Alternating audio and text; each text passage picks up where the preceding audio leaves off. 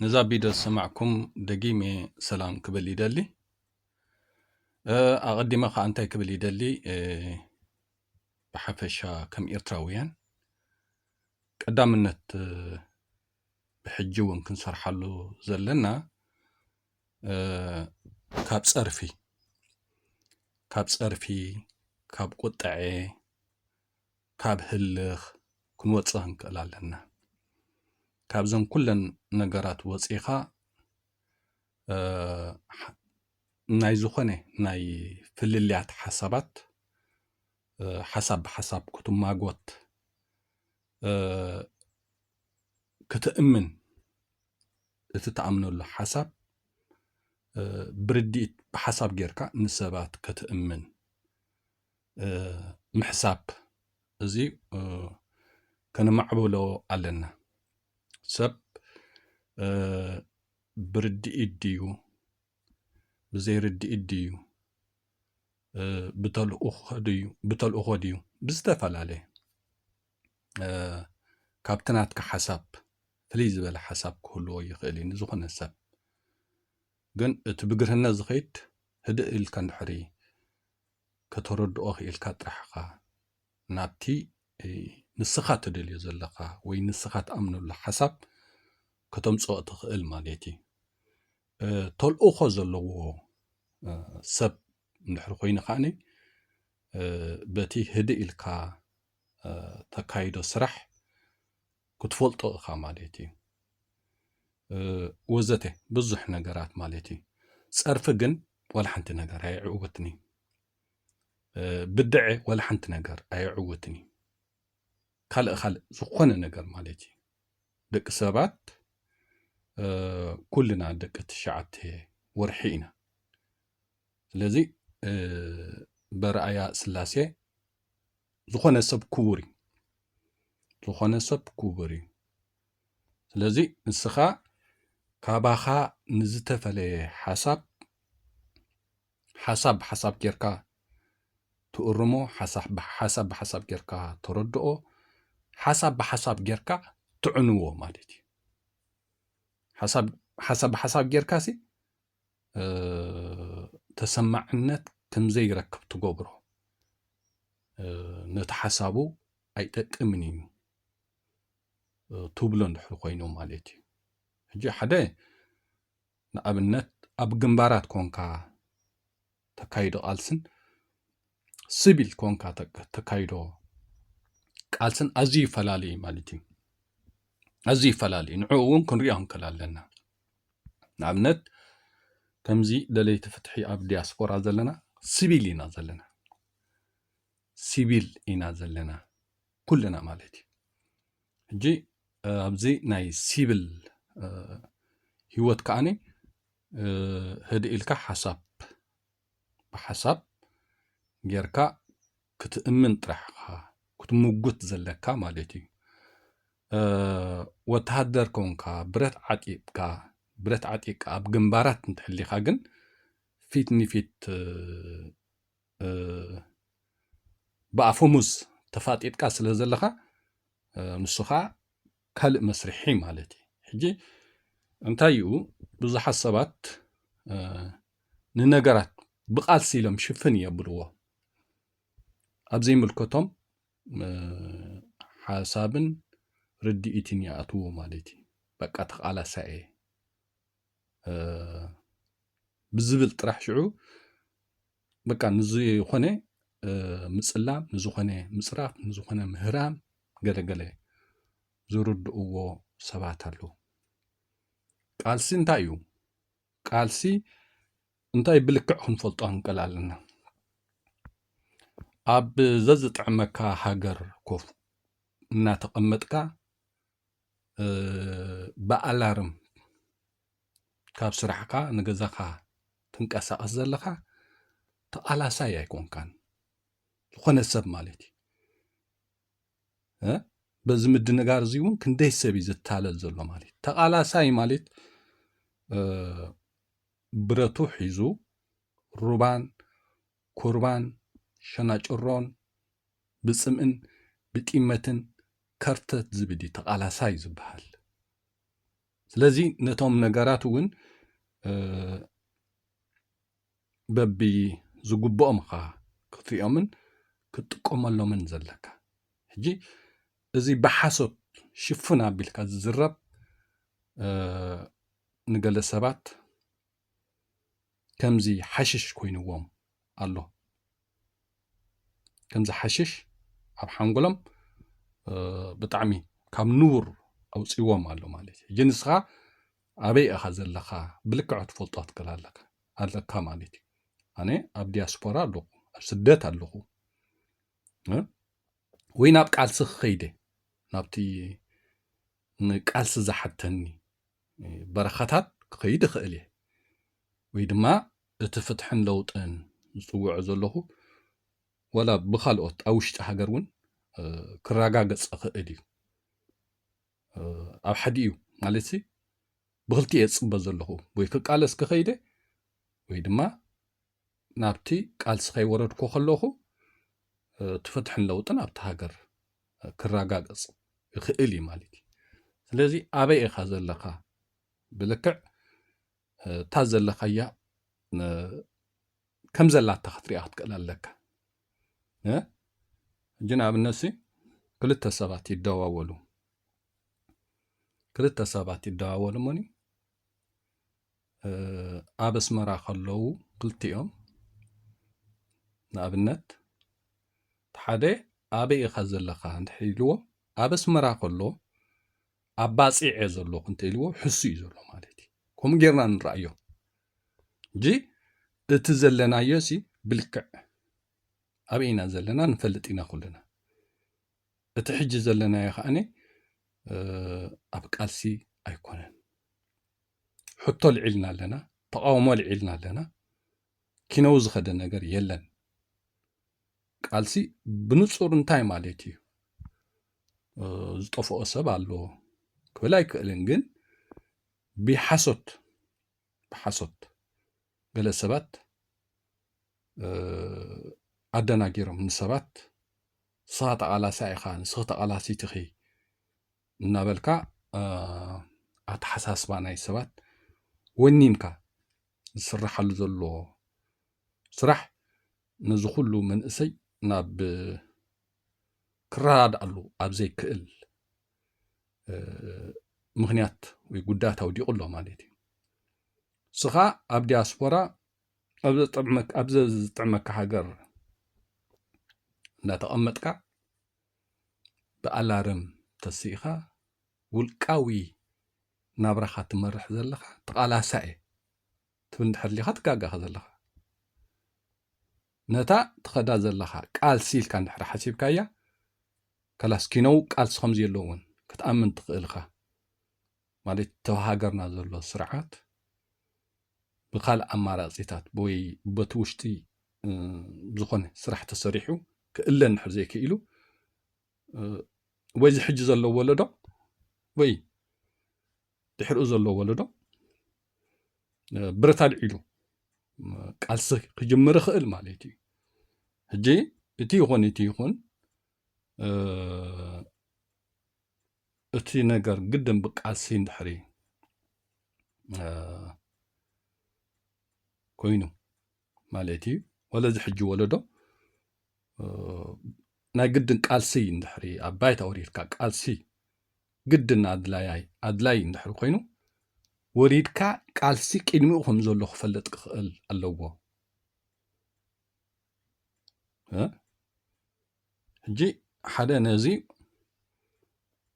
ሕቶን ተቃውሞን ኣልዒልና ከም ዘለና ንስኾ ንብል ገለና ግን ኣለው ኣብ ባይታ ዝቃለሱ ዝነበሩ ብረት ዓጢቖም ዝነበሩ በዓል ትግራይ ማለት እዩ ሕጂ ኣለዉ ክንብሎም ኣይንኽእልን ካልእ ግን ትኻልእ ኩሉ ኣነ ዝምንቅስቃሴ ኣነ ዝጥርናፈ እዩ ዝስብል ዘላ ስኢላ ኣብ ፌስቡክ ኣብ ቲክቶክ ኣብ ዩቱብ ኣባራት ኮይና ተቓላሳይ እያ ትብል ዘላ ስለዚ ቃልሲ ንሱ ይኮነን ኣብዚኣ ዝኾነ ሰብ ነብሱ ክፈልጣ ክኽእል ኣለዎ ቃልሲ ንሱ ኣይኮነን اوكي انا تقاوماي دلاي فتحني تقالاساي غنا يكون كنا له تقالاساي قبل نحرو خيني ابتا ناي قالس بوتا خورد كخل ኣለኒ برتي العيله نوشت هاجر ندا اتخدي ابدوبات هاجر ندا تنقساوس كدي روبان قربان شنچرون غلاغولن زكايد قالسن تلي طحي تقالاساي يزبل نتا قالس تبهال بخمزي اخنريا كنكلالنا بخمزي انت حرينا اتي زغصل قالس ون انتي كم زدلينا خنفلط نخالينا مالتي بخمزه نخدا زلنا تقالاساي تبنحرخون كاب تيك توك اب يوتيوب غلمله غلغله كن بقى قالسن اسمو خانو كينو قالس همزي يلون كتامن تخلخا كينو قالس همزي يلون نحر امينكا خاني ولا حنتي اب يوتيوب اب فيسبوك اب تيك توك وزت عبارات تقالاساي اندابلكا تعوت ነገር የለን ቃልስኻ ንሱ ንድሕር ኮይኑ ኪነውን ካልእ ቃልሲ ከም ዘለዎም ክትኣምን ትኽእል ኢኻ በቃ ተቃላሳይ እናበልካ ምሸት ንግሆን ትዛረብ ተኣርክ ዕድመ ይርክበካ መንገጋኻን ሕቆኻን ይፈርስ በቃ ተቃላሳይ እናበልካ ብብልካ ዓድስ ገይርካ ትኸይድ ማለት እዩ ሕጂ እዚ ብትኽክል ክንሪኦ ንክእል ኣለና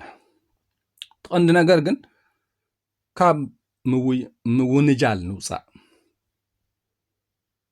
ካብ ፀርፊ ንውፃእ ካብ ምንዕዓቕ ንውፃእ ካብ ብድዒ ኣብ ደቂ ሰባት ንውፃእ ወላ ሓንቲ ይጠቕመካኒ ወላ ሓንቲ ኣይጠቕመካኒ ገለ ሰብ ናይ ገለ ደቓይቕ ሓሪቑ ከጋጥም ይኽእል እዩ ማለት ኣብ ገለ እዋናት ዝኾነ ሰብ ብዝተፈላለየ ሓሪቑ ዘይኣምነሉ ዘረባ ክዛረብ ይኽእል እዩ ደጋጊሙ እንድሕር ዝዛረብ ንሕሪ ኮይኑ እዩ ሕማቕ ርዲኢት ሕማቕ ጠባያት ክትብሎ ትኽእል እምበር ሃንደበት ጌጋታት ዝኾነ ሰብ ይፍፅም እዩ ማለት እዩ ስለዚ ናይ ሓንቲ መዓልቲ ጌጋ ንዝኾነ ሰብ ክጥሙቶ ይብልካን ናይ ሓንቲ መዓልቲ ጌጋ ይደጋግማ እንድሕር ኮይኑ ግን ሓሳቡ እዩ ጠባያት እዩ ርዲኢት ኢልካ ብሕማቕ ርዲኢት ክትሪኦ ነቲ ናቱ ኣጠማምታ ግድነት እዩ ማለት እዩ ናይ ሓንቲ መዓልቲ ግን ንዝኾነ ሰብ ከቲ መልቆ ትኽእል እያ ዝኾነ ሰብ ዘይሓረቕ ሰብ የለን ወላ ብኻልእ ሂወቱ ሓሪቑ ወላ እውን ናይ ጥዕና ዘፃጉም ሽግሪ ዘለዎም ሰባት እውን ኣይትፈልጦም ንኻ እኮ ኩልኻ ብ ስክሪን ወፂኻ ትዛረብ ዘለኻ ኢኻ ስለዚ ንሰብ ግድን ተፃሪፉ እዩ ገለገለ ኢልካ ከዓኒ ከም እንታይ ሽሙ ክትሪኦ የብልካን ሰብ ክትፈልጦ ትክእል ኣለካ ናይ ፀርፊ ናይ ባእሲ ካልእ ወዘተ እንድሕር እዩ ኮይኑ ሰብ ሽጉሩ እንታይ እዩ ክትፈልጦ ትክእል ኣለካ ናይ ጥዕና ፀገም ድዩ ክትፈልጦ ትክእል ኣለካ ናይ ሓንቲ መዓልቲ ጌጋ እንድሕር ኮይና ግን በቃ ሕጂ ኣገለ ሰባት እንታይ እዩ ንሓንቲ ክልተ ከም ገለ ምሉቕ ኢልዎም ጌጋ ዝተዛረቡ ሰባት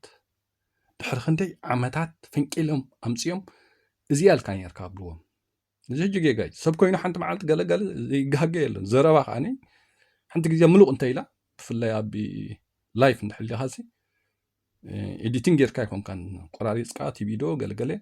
ወይ ዝተዛረብካዮ ናብ ሰብ ተቕርቦ ዘለካ ማለት እዩ ስለዚ እቲ ጌጋ ክትብሎ ንድሕር ኮንካ ዝደጋገም ዘረባን ሓሳብን ንድሕር ኮይኑ ኢኻ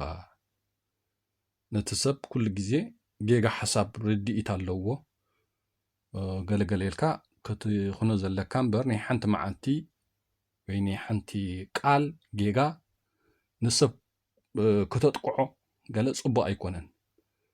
ቅድሚ 2 ዓመት 3 ዓመት ሓንቲ ቃል መሊቋቶ ወይ መሊቋታ ዝተዛረበ ጌጋ ዘረባ ዓመታት ፀኒሕካ ንዓዓ ፈንቂልካ እዚኣ ኢልካ ነርካ ክትብሎ ንሰብካ ፅቡቅ ኣይኮነን ዘረባ ናይ ሓንቲ ምላቕ ንዝኾነ ሰብ ከጋጥሞ ይኽእል እዩ أبزا بيدو زي حجي نعي قنوع مسيلنا ززاربو بزوحي بخالقوت كا بزوح جيجاتات كم زولو خانسي أنا أمن نزا بيدو زي أشير كايبل كواسي بخالق سبات بزوح جيجا كلوا خمز خلسي أمني يا أمن جن اتغبر زخل يززارب تعاقمتاتي لعلوخن تحتخن تعاقمتاتي زي قدس مالتي تأنا خبل زخل يزارب جن جيجا كهلو كم زخل قالي مسيلوهم جيجا كنع خلو جيجا خمسلوهم مخيلين قال السبات مالتي قال خاني نعي كنع مسيلني نبي حق جيجاتات كأبزا بيدو خلو قدنتي سباتنا بتغكل ندحر تخيط كون كاغن جيجاتاتكا لومي يكون زمسلكا صباح دحر صباح جيجا مخانو مس فلطكاي خد اورمات كلالكا وي سبات مس ارمخا قدلتاتكا نعاخا بقنع زرعي كان نبره بتغكل كورمخا زغلو سبات زي انسي صبقتي كونتن قبلوخا خلو كتردأ كاتكل اللوه جقل سبات كمزي سعرت زمسلوم اللو يقرأتان مبالس سعرت زمسلوم اللو بخالوت سبات قدلوتهم مقرام سعرت زمسلوم اللو سعرت يكون زخون السب كمزقاقن حريت أمن كونك زخون السب كا هذا معلت أبستوردو يقرأتها مزحتت تفلت تلالك زين نقرأت كم زيان الحرقين لمن تا يقرأتها محتات سعرت كوين السمعك جي كاب كم زين حرقة نوصل الحرقين تهلخ بترفي مالي بهلخ بوليتيكا سرح يتخيلن بهلخ تقالس يتخيلن بهلخ كتودب يتخيلن أنا نساي لي زعمن نقال سخا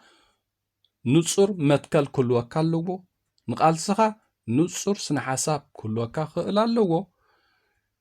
نقال سخا لعل نقحات كل وكا خلال لغو ناتي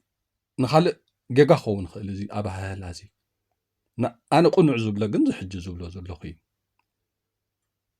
أبقالسي هلخ زي كون زعوتكا نصر متكلي زعوتكا أبقالسي هلخ زي كوني نصر سنة حسابي خطأ مكا زخيل أبقالسي نسبات بهلخ زي كونكا أبتزل خيو ختم صوم تغيل بحيال ودابي بحيال نقحات قوس جيسكا خاناتي نسخا تي دوليا زلخا هزب خطع سولة تخيل مالتي حجي ازي حجي انتايو مثلكا اي تفلطون زخون نغرسي بفلاي ابقال سلكا دي بوليتيكايل كادي وزته بناتي اطمامتا هيلكا تبقس كلخا نقول بيرفكت 100 ايت حسكاي تبقسنها كاب غزينا بغزي نعرمكا زحاشي حساب صميقا ناتطقمكا كتستخاخلو تخيل نابنت انتايو كمزي ابوتاتناسي بتري كتصربوا خلو مجمرتان نورمال غربه ግን እንዳጸረቡ ቅርጽ ያውጽላ እንዳጸረቡ በትር ገብሩዋ ማለት ቃልሲ ዲ ፖለቲካ ዲ ገለኻንሲ ኮሚ መጀመርታሲ ኩሉ በቃ ብዝሕጉስ ነገር ሒስካዮ ክትብገስ ኣይትኽእልንኻ ተመኩሮ ሓፅረካ ክእል መጀመርታኻ ብዙሕ ነገር ክሓፅረካ ክእል ግን ካብ ግዜ ናብ ግዜ ግን እንዳኣረምካ እናስተኻኽልካ ከተመዓራርዮ እንድሕር ክኢልካ ጥራሕ እቲ ነገር ናብ ዓወት እንዳኸደ ክኸይድ ዝኽእል ማለት እዩ ሕጂ ኣብዚ ደንበ ተቃውሞ ኤርትራውያን ኩልና ንሪኦ ነገራት ተልዩ እዘን ምንቅስቃስ ኣለና ዝብላ በታ ዝጀመረ እየን ዘለዋ ኣብኣ ተሸኺለን ማለት እዩ ወላዚ ማኒፌስቶን ዘውፅኦሲ ድሕሪ 10 ዓመት እንታይ እዩ ወላ እውን እዚንሲ ኣብ መጀመርታ ከምዚ ዓይነት ኣብ ሕጊ ህንፃና ከምዚ ነይሩ ወይ ኣብ ማኒፌስቶናስ ከምዚ ነይሩ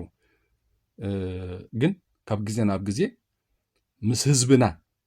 ክሰማማዕ ዝኽእል ግን ከምዝን ሓሳብ ዝነበረ ብከምዚ ሓሳብ ተኣሪሙሎ ኢለን ወፅን ክዛረባ ኣነ ሰሚዐ ይፈለጥን ግን ክገብራ ይግበአኒ ኣብዚ ደንበ ተቃውሞ ኤርትራውያንሲ ኣይናይ ሓሳብ እዩ ህዝቢ ክስዕቡ ዝደሊ ዘሎ ኣይናይ ሓሳብ ይኸ ህዝቢ ዝያዳ ዝቃወሞ ዘሎ ኩልና ንሪኦ ዘለና ሕጂ ንኣብነት ኣብዚ ምንቅስቃስ ብሩህ መጻኢ ክንብል ንሕር ኮይና ሕጂ ኣብ 3-4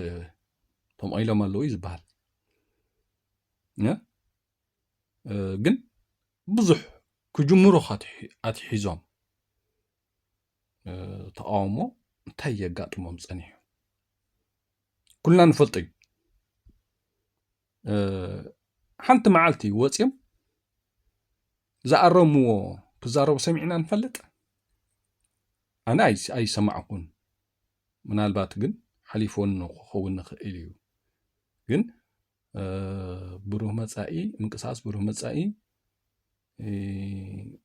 ከምዝን ዝብልዎ ዝነበሩ ብከምዝን ተኣሪሙ ይብሉ ኣለዉ ዝበሃል ዘረባ ሰሚዐ ኣይፈልጥን እንታይ እዩ ግን ክሳብ ሕጂ ዝዛረብዎ ማለት እዩ ዳርጋ ኣብ መብዛሕትኦም ዝዛረብዎ ካልእ ኣብ ወረቐት ኣስፊርና ኣለና ዝብልዎ ከዓ ካልእ እዩ እንታይ ትርጉም ኣለዎ ኣብ ወረቐት ዘስፈርካዮን ወረቐት እያ ወላሓንቲ ቀዲድካ ትጉሕፋ ትኽእል ኢኻ ርድኢቲ ትወና ነገር ኣተሓሳስባኻ በቲ ቁኑዕ ንህዝብን ሃገርን ክጠቅም ዝኽእል ሓሳብ ብኡ እምሮኻ ተቃኒኻ ንሰባት ከዓ በቲ ዝተቃንየ ሓንጎልካ ንሰባት ከተቃንን ዘይክኢልካ ትርጉም የብሉን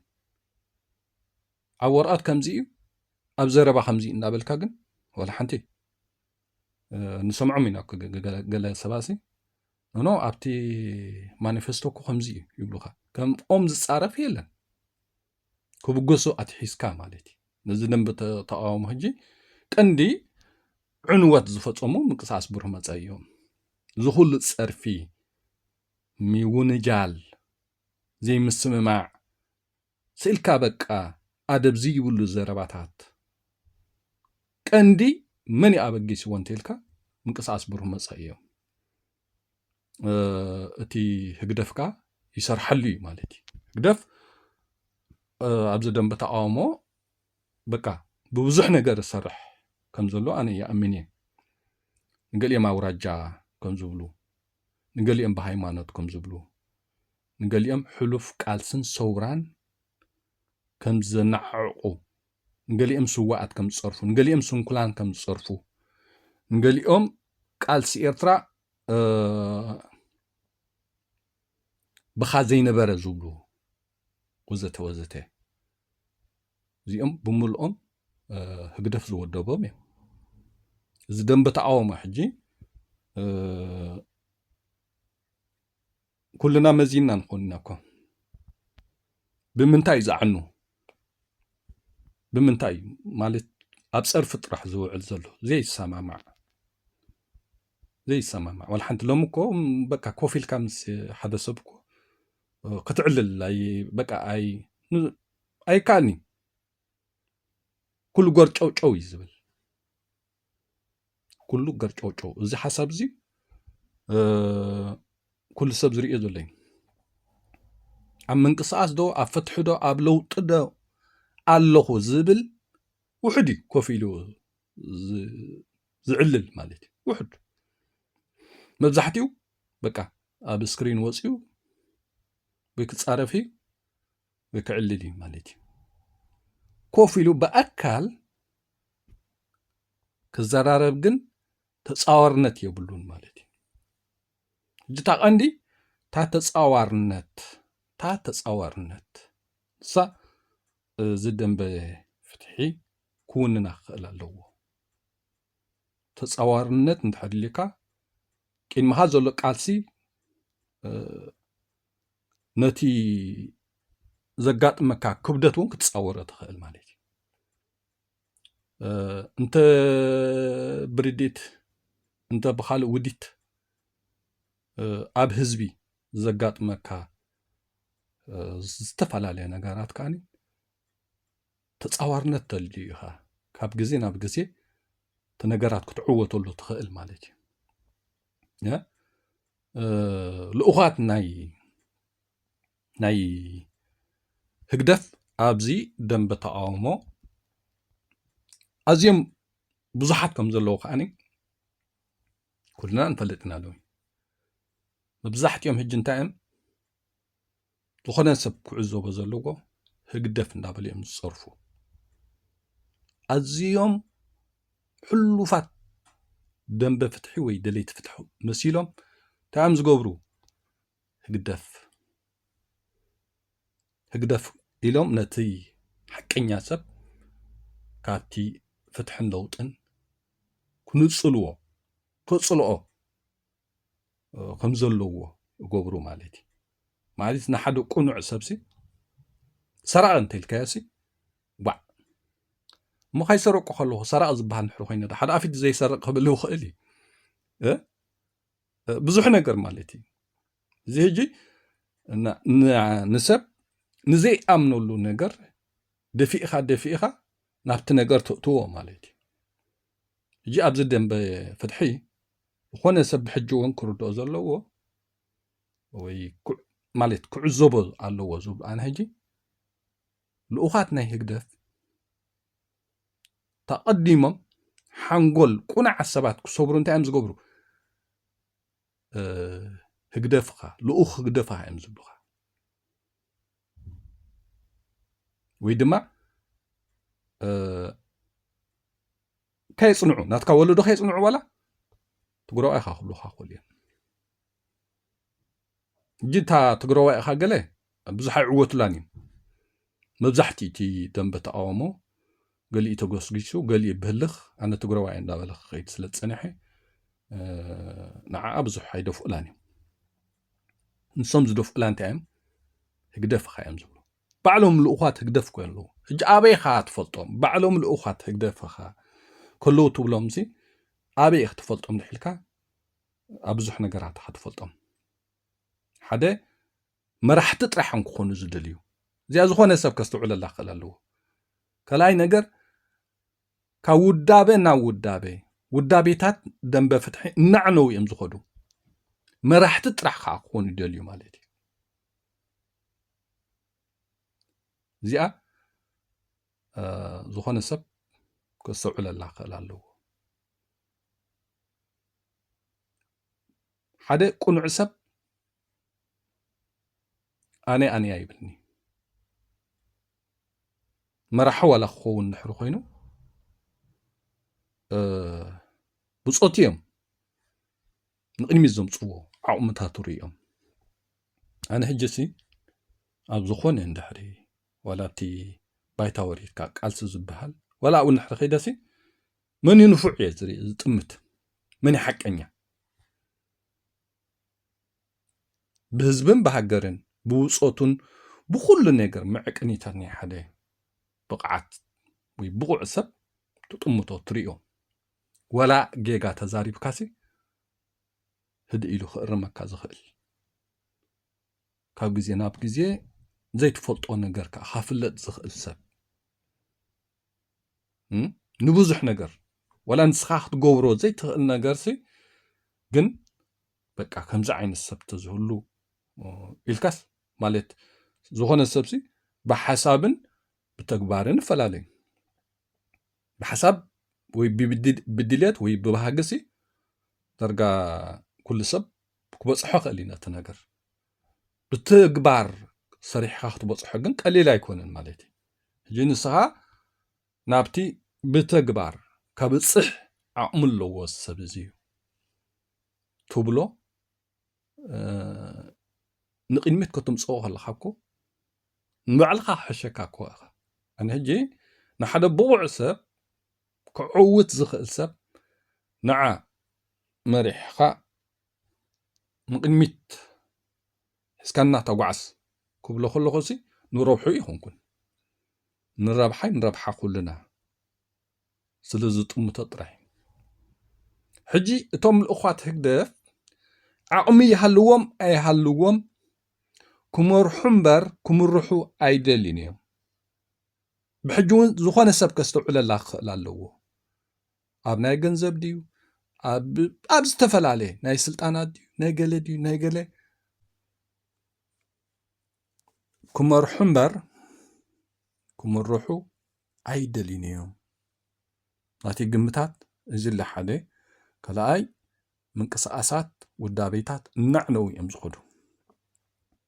እናዕነው ሎሚ ጥርናፈን ውዳበን ኢልካ ብክንደይ ሽግር ተጠርኒፍካ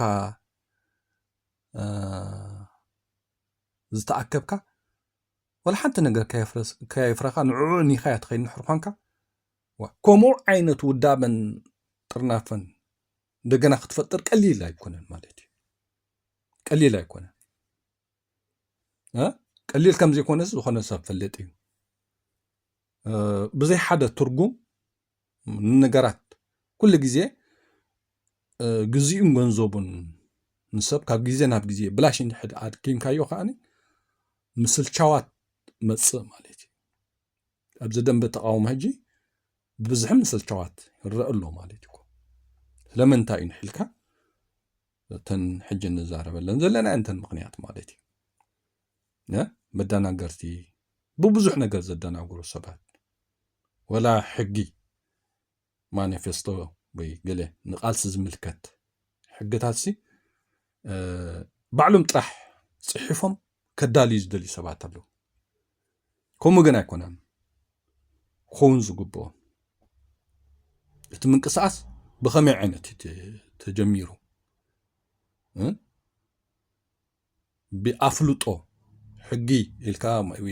ማኒፌስቶ ከተቕርብ ወይ ከተፅድቕ እንድሕር ኳንካሲ መን ይሓይሽ በዓል መን የዳልይዎ ናይ ትምህርቲ ዲ ናይ ተመክሮ ዲ ናይ ካልእ ዲ ነዚ ጉዳይ ሲ በዓል መን ዝያዳ ዝሰርሕሉ ክዕውተና ይኽእል በዓል መን ኣለዎም ዓቕሚ ዘለዎም ኢልካ ሓቢርካ ኢኻ ነቲ ነገር ክትዘራረበሉ ዘለካ ርእይቶ ናይ ተቓለስቲ ዲ ርእይቶ ናይ ህዝቢ ወዘተ ከዓኒ ተሳትፈሉ ብሓቂ ብህዝቢ እንድሕር ትሰርሕ ሓሊኻ ማለት እዩ መብዛሕትኦም ኣብዚ ደንበ ተቃውሞ ግን ከምኡ ይሰርሑን እዮም ንኣብነት እዞም ግንባር ኢና ዝብሉ ዝፀንሑ ሓደ ኣበጋግሶኦም ብፍላይ ኣብዚ በርጌና ሓመዱ እንታይ ዓይነት ሽግራት ፈጢሮም ኩልና ርኢና ኢና ኣብዚ ሕጂ ግዜ ኣብቲ ዘሰሓሓበ ጉዳይ እቲ ምክንያት እንታይ እዩ መን ይተጋግዩ ይቕረታ ዲ ዘድልዮ ወይ ስንታይ ክንዲ ኣብኡ ዝዛረቡ እንታይ ሒዞም መፅዮም ናይ ሕግታት ዶ መምርሒታት ዝብልካ ሒዞም ማለት እዩ ሒዞም ከዓ ቀሪቦም ኣለዉ እዚ ገለገለ መዓልታት ሰማዕክዎ ዝረኣኽዎ ኣሎ እዚ ሕጂ ዝኾነ ሰብ ክርድኦ ዘለዎ ማለት እዩ በርጌና ሓመዱ እንድሕር ኮንኩምሲ በቲ ግሎባል ተራዳዲእኻ እዩ ኩሉ ነገር ክግበርን ክጅመርን ነይርዎ ዝብል ፍልልያትን ባእስን ኣጋጢሙ ከይጸኒሑ ብዙሕ ሰብ ሕጂ እሞ ብከምዚ ኣኸያይዳናስ ጌጋ ስለ ዝኾነ ዝኾነ ሽግር ፈጢርና ስለ ዘለና ናብ ዘተ ናብ ይህን ምሂን ንቕረብ ይቕረታ ክብሉ እዮም ምሲ ተጸቢ ይጸኒሑ ማለት ዝኾነ ሰብ ናቲ ግምታት ከምኡ ዘሎ ግን ከምኡ ኮይኖም ድም ቀሪቦም ዘሎ ሕጂ ኸ እንታይ በቲ ንሶም ዘዳለይዎ ናይ ሕግታት ዲ ናይ ቃልሲ ዲ ብኡ ተመሪሕካ ከም ትኸይድ ከዓኒ ጽሑፍ ሒዞምልካ ቀሪቦም ኣለዉ መን ኣዳሊዎ ንዑ መን ይዳሊዎ ነቲ እዞም ግንባሪና ዝብሉ ዘለውሲ ናይ ቃልሲ ሕጊ ዶ ናይ ቃልሲ መምርሕታት ዶ ቻርተር ዶ ገለ ዝብልዎ ዘለውሲ መን ይዳሊዎ يمكن بعد دكتور أبراهام بلايون خونو تفضل نجار على كادي تنقال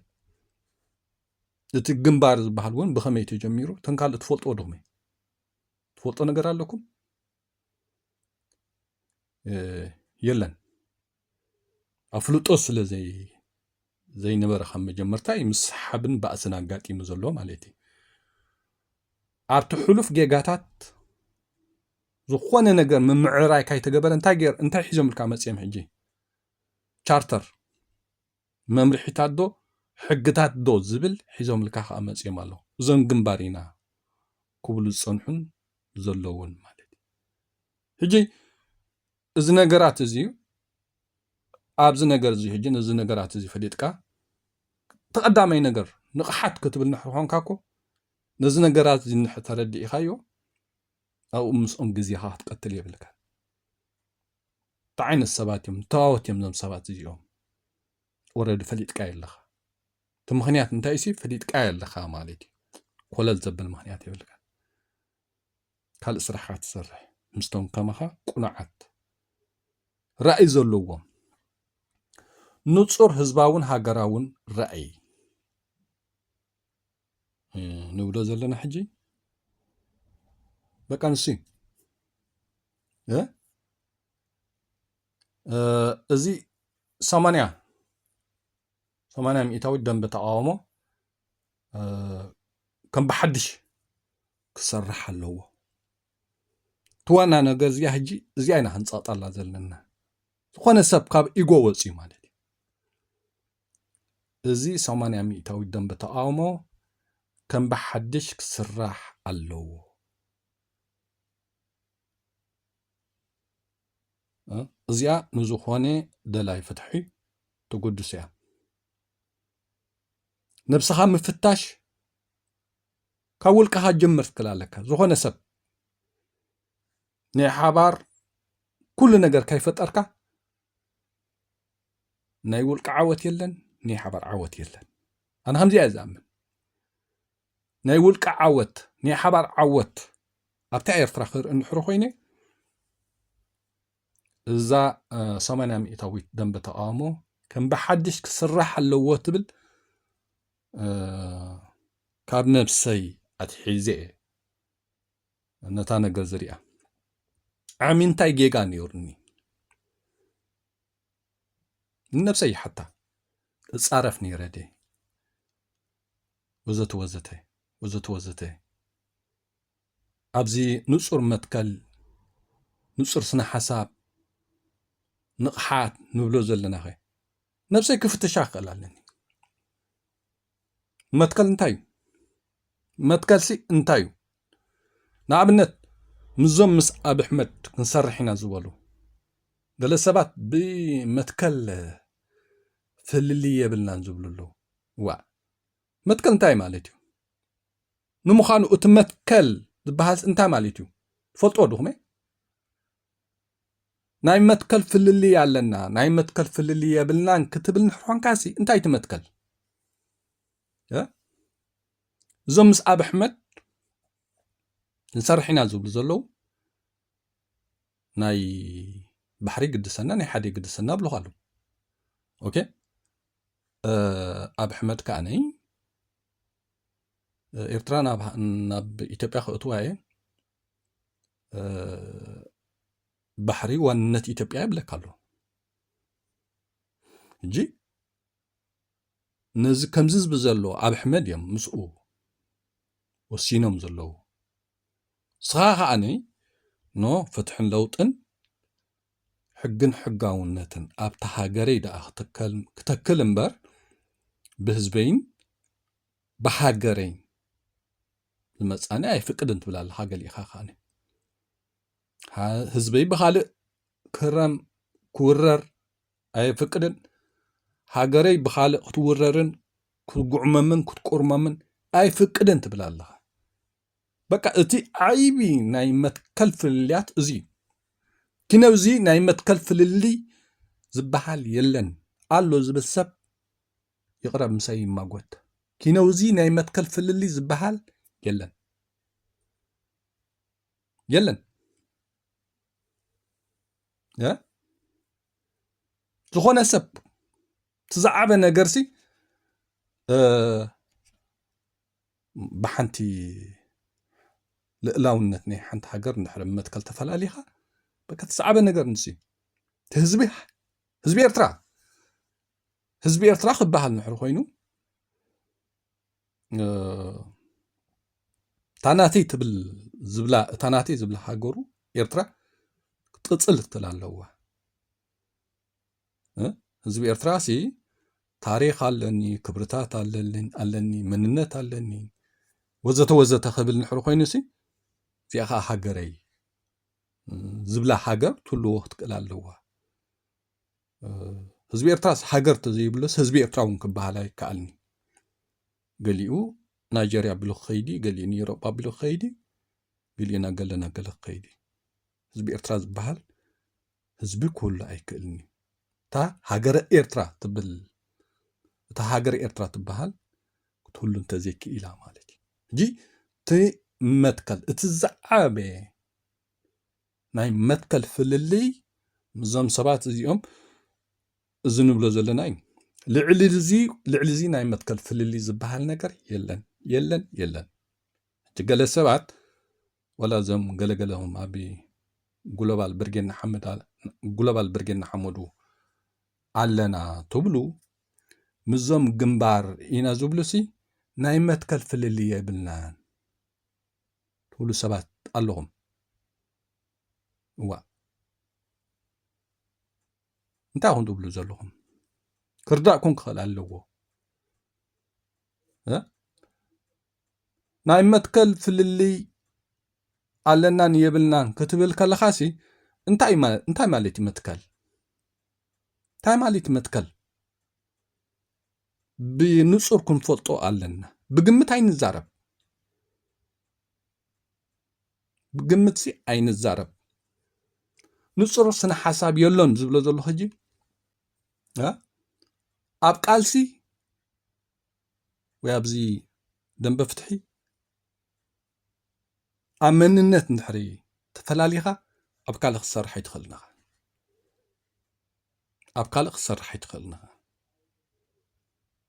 ኣብ መንነት ዝተፈላለየ በቃ ወይ ዜግነት ያይሉ ኣሚኖ ክቃለስ ኣለዎ ወይ ናይ መንነት ሃገር ያይሉ ክቃለስ ክኽእል ኣለዎ ገሊኡ ናይ ዜግነት ያ ክብል ገሊኡ ናይ መንነት ያ ዝብል ግን ናይ ሓባር ቃልሲ ካይዳ ኣይክእልኒ በፍጹም ኣይከኣልኒ ወላ እዚ ናይ ኤርትራ ገሊኡና ንሰምዑ ንድሕር ኮይና ቅድሚ ናጽነት ስያስ ኤርትራ ናይ ዜግነት ሃገር እዩ ዝብል ነይሩ ኣነ ብዝሰማዕኽዎ በዓል ድሩዕ ኤርትራ ናይ መንነት ሃገር እዮም ዝብሉ ነይሮም ኣነ ብዝሰማዕክዎ ማለት እዩ እዚ ሕጂ ኣብ መወዳእቱ እንታይ ኮይኑ ኣሎ ማለት እዩ ሕጂ ኣብ ቃልሲ ንሕሊኻ እቲ ዝዓበ ስነ ሓሳብ መንነት እዩ ናይ መንነት በሎ ናይ ዜግነት በሎ እቲ ዝለዓለ ስነ ሓሳብ እዩ ግን ኣብዚኣ ዝተፈላለየ ተቓላሳይ ብፍጹም ሰማዕ ኣይክእልን ናቲ ግምታት ናቲ ርድእት ንስያ ብዙሕ ግዜ ተዛሪበ ኣለዎ ብዛዕባ እዚ ጉዳይ እዚ ኤርትራ ናይ ዜግነት ሃገር እያ እንተይልካ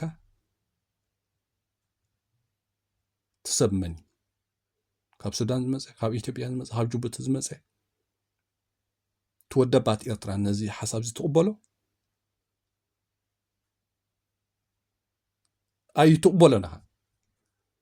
ኣይትቕበሎና ርግፀኛ ኣይትቕበሎና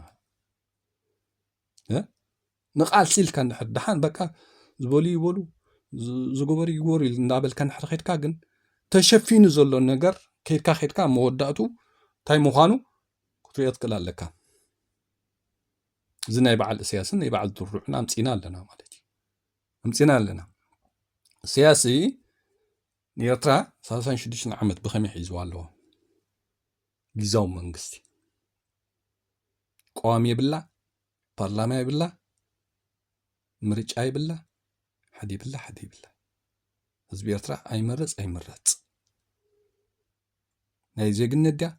ናይ መንነት ድያ በቃ ጊዜያዊ መንግስቲ ተባሂላ ትኸይዳለ እዚ መንነት ዝበሃል ግን ቅድሚ ናፅነት በዓል እስያስን ድሩዕን ዝሰሓሓብሉ ከም ዝነበሩ ወላ ኮፍ ኢሎም ኣይካትዕሉ ኣይገለገለሲ እቲ ኣብቲ መንነት ዝበሃል ዝተፈላለስነ ሓሳብ ከም ዝነበሮም እያ ንሰምዕ እስያስ ኤርትራ ናይ ዜግነት ሃገር እያ ካብ ኣምሓራ ዝውለዱ ኣብዚ ይቃለሱ ኣለዉ ካብ ትግራይ ዝውለዱ ኣብዚ ይቃለሱ ኣለዉ ካብ የመን ዝመፁ ኣብዚ ይቃለሱ ኣለዉ ስለዚ ናይ ዜግነት ሃገር እያ ኢሉ ካብ መጀመርታ ዝምጉት ሰብ ነይሩ እስያስ እዮም ዝብሎ በዓል ድሩዕ ኻነ ኤርትራ ናይ መንነት ሃገር እያ ካብትን ይምፃእ ዝኾነ ዜጋ ኣብቲ ናይ ወደባት ኤርትራ ኣዊዳ ከኣቱ ዘለዎ እምበር ንሱ ነቲ ወደባት ኤርትራ ውሒጡ ኤርትራ ናይ ዜግነት ሃገር እያ ዝበሃል ክውን ከም ዘይክእል ብሓፂሩሲ ኢሎም ከዓ በዓል ድሩዕ ከም ዝኣምኑ ዝነበሩ እቲ ነገር ከም እናበሉ ጥራይ ንቃለስ ጥራይ ናፅነት ናምፅእ ጥራይ ናፅነት ንዕወት እንዳበለ ኸዓኒ ቀፂሎም ማለት እዩ እታ ናፅነት እንታይ ኮይና ኣላ ንሪኣ ኣለና እዚ ናይ ኩልና ታሪክ እዩ ኩልና ንፈልጦ ታሪክ እዩ ሕጂ እቲ ዋና ነገር መጀመርታ ሕሉፍ ታሪክ እንታይ እዩ ድኹመታቱ እንታይ እዩ ፅቡቕ ነገሩ እንታይ እዩ ሕማቕ ነገሩ ክትመሃረሉ ትክእል ኣለካ ብግርህነት ዝተፈጥረ ሽግርን ሓደጋን ክትመሃረሉ ትክእል ኣለካ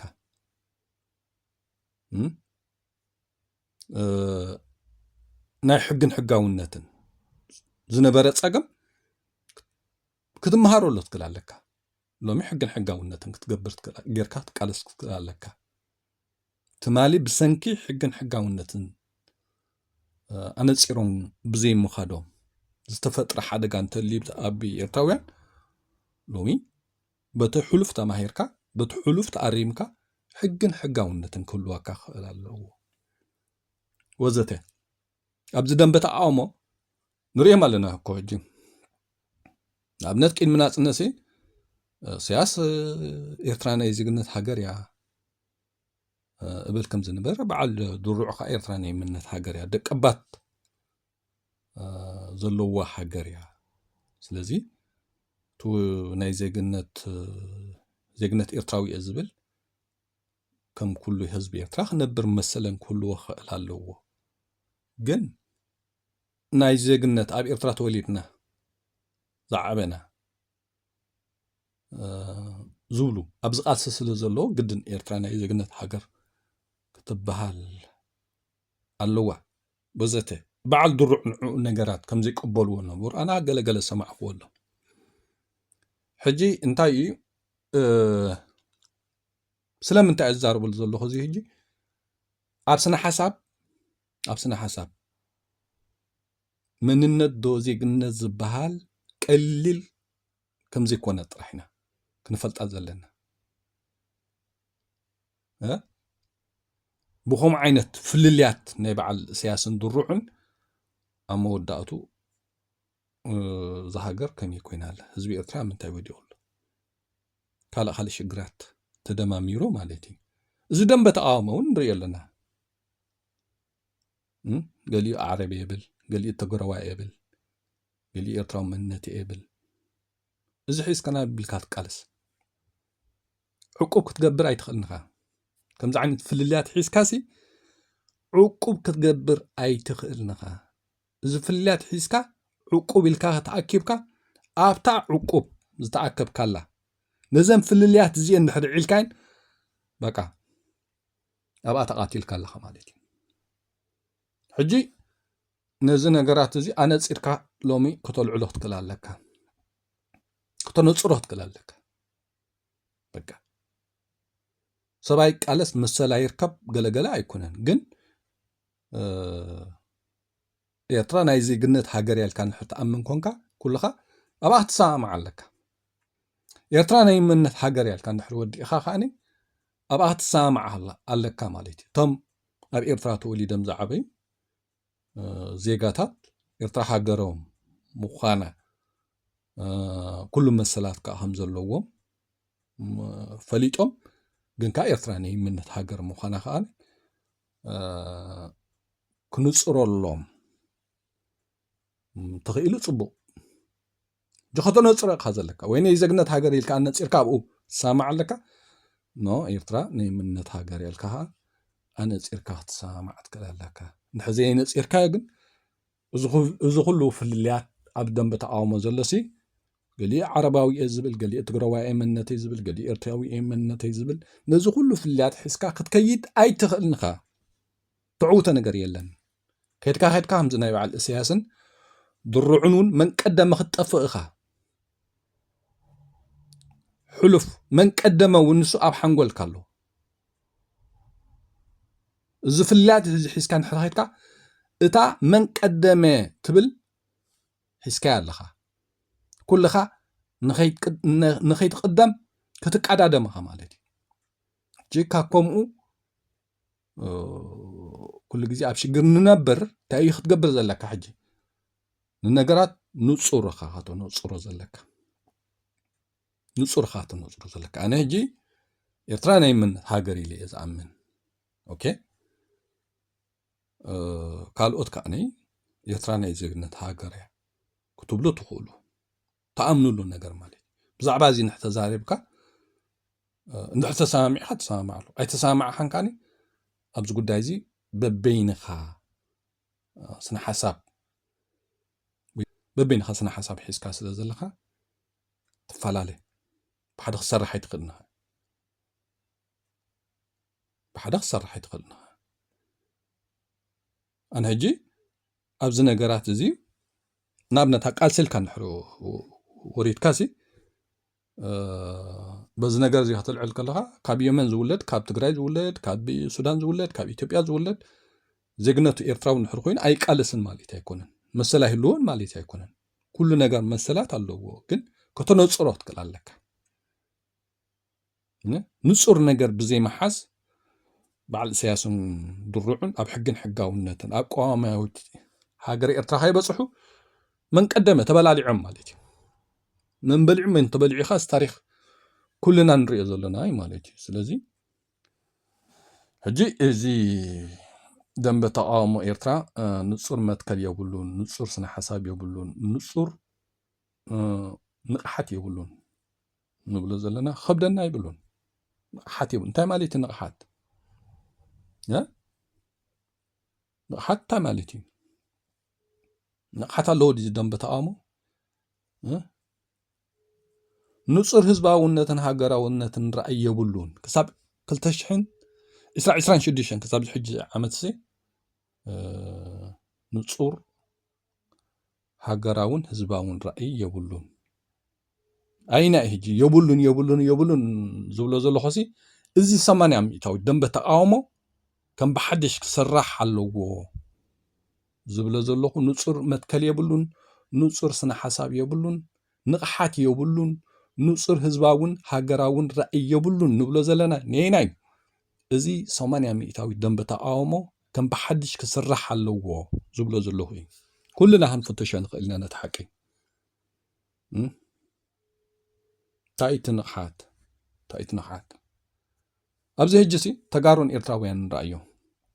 ناب حلوف كالسة تمليسنا مالتي تقارو 17 عمت تقاليسهم ولا حنتي نزي ولدو تقرايسي هاجر يقبلون تازلا كللون نريا زلنا مالتي 30 عمت استقالس قالسي إرترا خاني جوبو إلك هزبا قنبارو نا تتخاخئ 30 عمت تقاليسو تخالق كل نجر تزقات أما أقات إيمو جن إرترا خم هاجر ودو حبرات هاجرات كم هاجر كوين الله مالتي لذي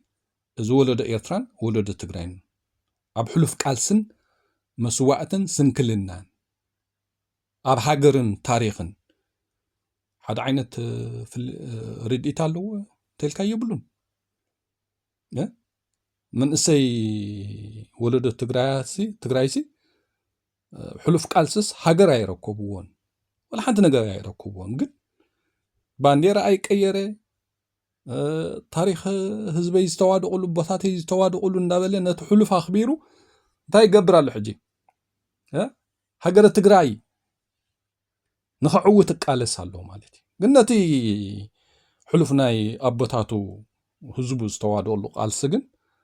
بقى يقرمو ينقفو قن يخبر مالتي أبزنا إرتوان حريقها قن أين رأيو خدوغمو تزرباون يحفركا مالتي دمو ستيوم استسوي يمي صباح سرقو سنكولي نابلكا أين رأيو مالتي يحفركا مالتي جي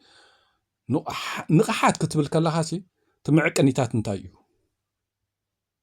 تايتني معك أنيتات نقحات يبلون دنبتا أومو سامينا ميتاوسي نقحات يبلون نحط بلا لهون كان نتايتي نقحات يبلون زبلو زلو طيب أب إرتراسي تريفو زلو حقن حقاونتن أنجيسكا حزب إرترا بحقن حقاونتن بديمقراسي بحرنت نخنبر ساتريفا زلا بإرترا مالتي اتناي هاجرن قلنقن أزيو بزلع عليه واقع قفيلم قدامت أبوتاتنا ديتاتن عويتم يوم هاجر إرترا كم مجزاتس هاوس إيما أوكي تريفو زلا لأنتاي سياس مس جوجلو قوي وزلو 36 عمت إرترا قوام يبلا حقي بلا بارلاما يبلا مريچا يبلا كل نجر زي بلا بجاكا 360 اسر بيت إرترا كل نجر زي بلا حزبا عوشت هاجر اب 360 اسر بيت زصنت كابا نطير زوصخا سهران بحرن زصنت إرترا نسو خوينا موداتو زي زارب زلمبر إرترا بزتخفله واقع هاجر كوينا خم مجزات إثيوبيا وزيا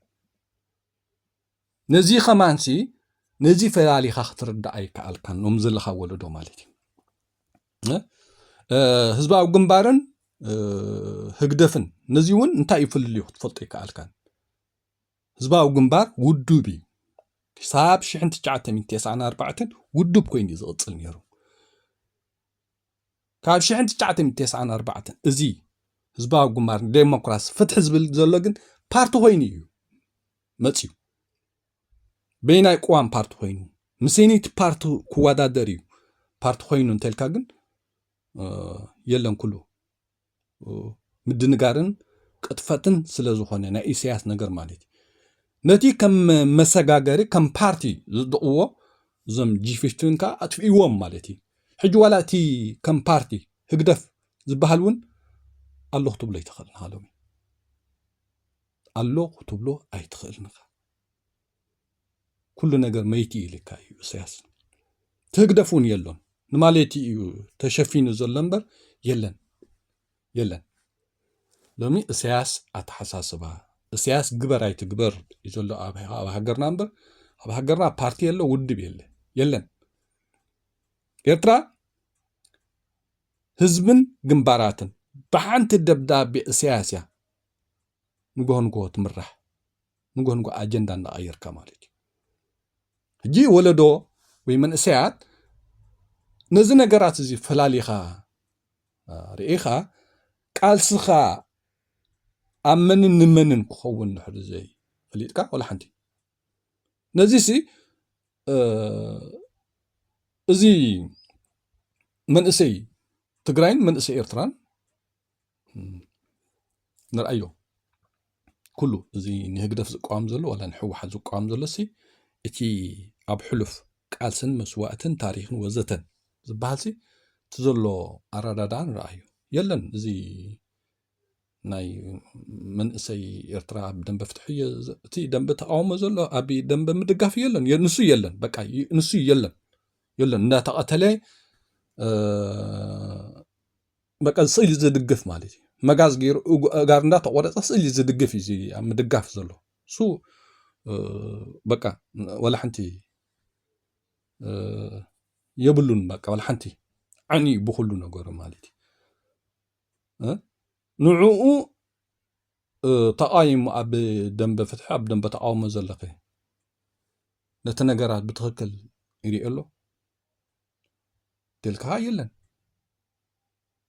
زخونه سبسي حجي ازي 800 مئتاوي دنب تقاومو كم بحدش كسرح اللوغو تبلسي نفس وقفنا خنوصدان كلالنا أنا يوصدان زيان نزا صحفت زي أنا ندي قريبا زلخو جن اتا حساب جن أنا نوشتي فتش اللاي نقبنت أبز حلف عامت أنا بزقربكو حساب بزتفل عليه نايكال حسابات زي قبل ويقرش أو زبل نيران دحر قيني نو قرش أو إليه هنكون كوردو أمزلني زي أنا زولو زلخو ني إرتراويان تقمي لن حز أمن دحر قيني هدي إليه كرد خئل علني زين قد زارسا كان بحدش نبسخا مسرحة نقابنت كنو زا علنا مالي تجيسي زي 800 مئتاوي دنب تقامو كان بحدش كسرح اللوغو كتبل كلا هازي سب بعلي إنو نبس خدال واز اللوغو سبسي بعليو خدال واز اللوغو بعلو زي تدالو وسب ترقوم يابلن بسبات تدالي بسبات كات صبح نقوها قد يفكا خيد بسبات استسرح سب ترقوم يابلن سب بعلو نفسه صبقون حمان قنعون حقن جمجيمو نفسه زدالو وسب ترحيو تطايمو تقام كذا خل امبر سبات صريحمو سبات تعداليمو بقى صباح سبات يفرسو صباح سبات حيزو مخدو مالتي هجي ازي 800 مئتاوي دنب تقامو كان بحدش كسرح حلوو كنبل كلنا نفس وقفنا ننفسنا بعلنا كنسرحان كندالوان كنجمجمن علنا بمال انتي ناكال ويتو تايتبل بعل حقمكن نفسخه نابنت نصر متكل نصر سنة حساب نقحات نصر هزباون هاجراون رأي ازي 800 مئتاوي دنب تقامو كم بحدش كسرح حلوو وزته كم حساب زينا قريبين زلوخ أنسي نفس وقفك نزن حسابات زين مليخا ديخا أقديلكا دخا جنسك جمجم نفسخا بعلخا أو اتيخا جمجم ما مالتي نزن قرات زين نحري بحجون كن عقوتلو كن صرحلو انت زي كيلنا زي دنب فتحي قلقلي بقى زرباي موعلي ناي تيك توك موعل زربا ناي يوتيوبن فيسبوكن كوينو بقى كساب منغغا تفرس حقوقات عصف كتزاربو اخا تقلاسا نابلكا